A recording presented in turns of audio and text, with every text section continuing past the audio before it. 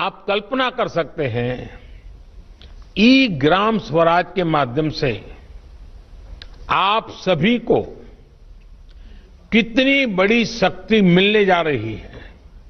साथियों, गांवों में प्रॉपर्टी को लेकर के, संपत्ति को लेकर जो स्थिति रहती है वो आप सभी भली भांति जानते हैं। स्वामित्व योजना इसी को ठीक करने का एक प्रयास है। इस योजना के तहत देश के सभी गांवों में आवासों की ड्रोन के माध्यम से पूरे गांव की एक एक संपत्ति की मैपिंग की जाएगी। इसके बाद गांव के लोगों को उस संपत्ति का, उस प्रॉपर्टी का एक मालिकाना प्रमाण पत्र यानी टाइटल डीड दिया जाएगा। स्वामित्व योजना से गांव के लोगों को एक नहीं अनेक लाभ होंगे।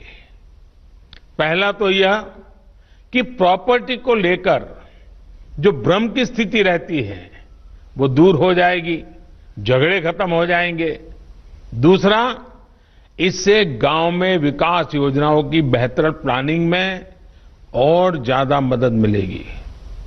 इसका एक और बड़ा लाभ यह होगा कि इससे शहरों की ही तरह गांव में भी आप बैंकों से लोन ले सकते हैं। लोन लेने का रास्ता भी आसान हो जाएगा।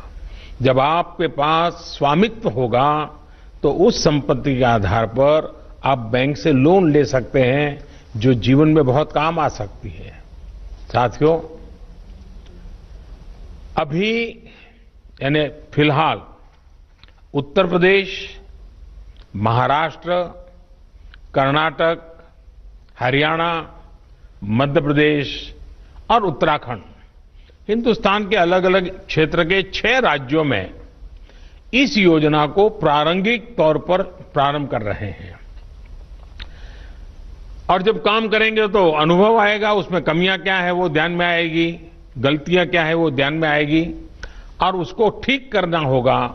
और जब ठीक हो जाएगी, उसका सुधार हो जाएगा, उसके बाद ये योजना हिंदुस्तान के हर गांव में लागू की जाएगी।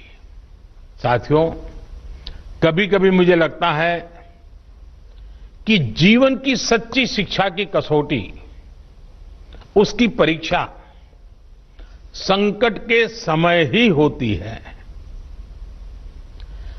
अगर आप प्रोटेक्टिव एनवायरनमेंट में हैं, चारों तरफ से संभले हुए हैं, कोई दिक्कत नहीं है, कोई कष्ट नहीं है, तो आप में सामर्थ्य है कि नहीं, इसका पता ही नहीं चलता। बहुत देखरेख भरे माहौल में सच्ची शिक्षा का पता कभी नहीं चलता, सच्चे सामर्थ्य का भी पता नहीं चलता है।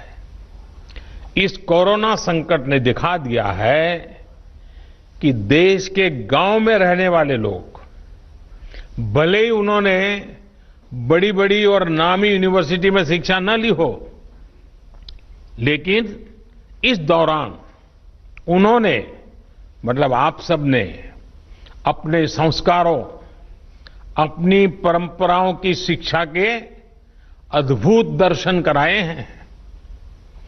गांवों से जो अपडेट आ रहा है, जो जानकारी आ रही है, वो बड़े बड़े विद्वानों के लिए भी प्रेरणा देने वाली बातें हैं।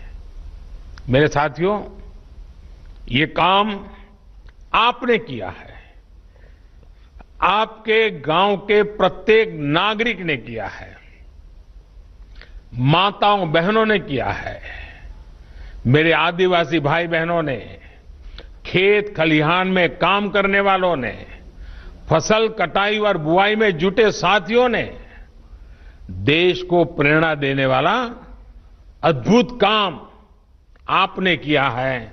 और इसलिए मैं हिंदुस्तान के हर गांव को, हर गांव वासियों को प्रणाम करता हूं।